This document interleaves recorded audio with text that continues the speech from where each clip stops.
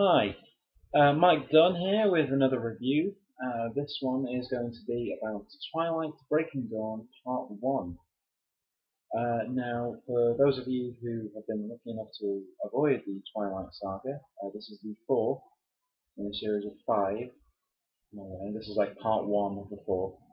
Twilight concerns a really mopey, depressed girl called Bella, played by Kristen Stewart, who is being fought over by werewolf Taylor Lautner and 100-year-old vampire, sparkly vampire, Robert Pattinson.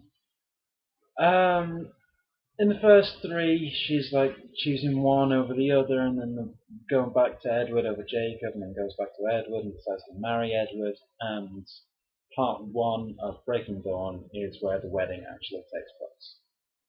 I myself have not been, I've not been that big of a hater of Twilight so far. I mean, it's nothing offensive, it's not got Nicolas Cage in it.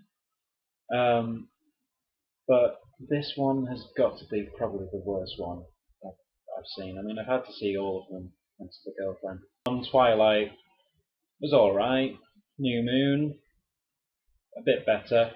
Fantastic set pieces, and the music was very, very good. Tom York and The Killers and all that. Eclipse was getting a bit more depressed and morose. And Breaking Dawn seems to carry on that. It seems to be Twilight, New Moon, Eclipse, Breaking Dawn. So it just seems a bit too thin, the fact that it splits up into Part 1 and Part 2.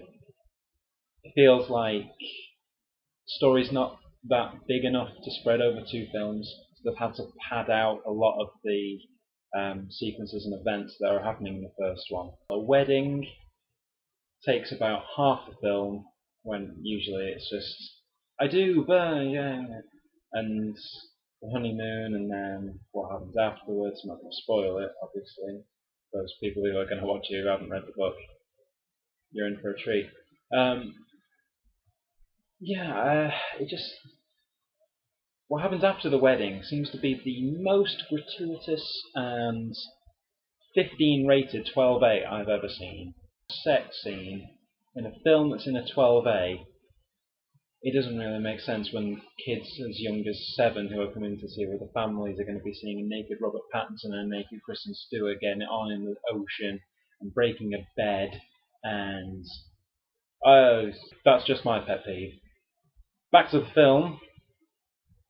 There's this storylines of different characters don't really, I couldn't care less about some of them, and you don't really feel for the characters, and the emotions they're going through, I don't care. It just gets so separated from reality, and fair enough, the whole thing's about werewolves and vampires and falling in love, but the essential message was about relationships and about who do you choose, who's best for you, who's going to treat you right.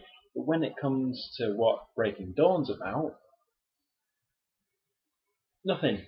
All the connections that you've made with the characters over the past few films just kind of disappear and fade because this gigantic big plot is in the middle and it kind of sucks up everything around it. So I couldn't pay attention to anything else. Not that I was trying to take my attention away.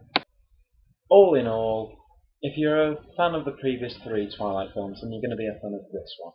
It's got the same characters, it's got the same storyline, it's got this continuing, oh Jacob, oh Edward, who do I love more? A werewolf or a vampire? Theme running through it. So if you're a bored middle-aged housewife or teenage girl, then, but if you're a boyfriend who's being dragged to the cinema by their girlfriend, you're not really going to get a good film. I think it's the worst one that they've done, and it doesn't really bode well for Part 2 unless it all kicks off into a big fight between people. But yeah.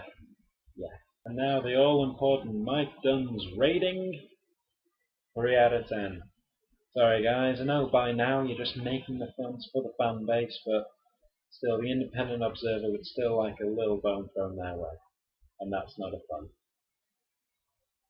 Well, thanks for watching episode 1 of Mike Dunn's new film review show. I wish it was a better topic, but I'm a slave to trends.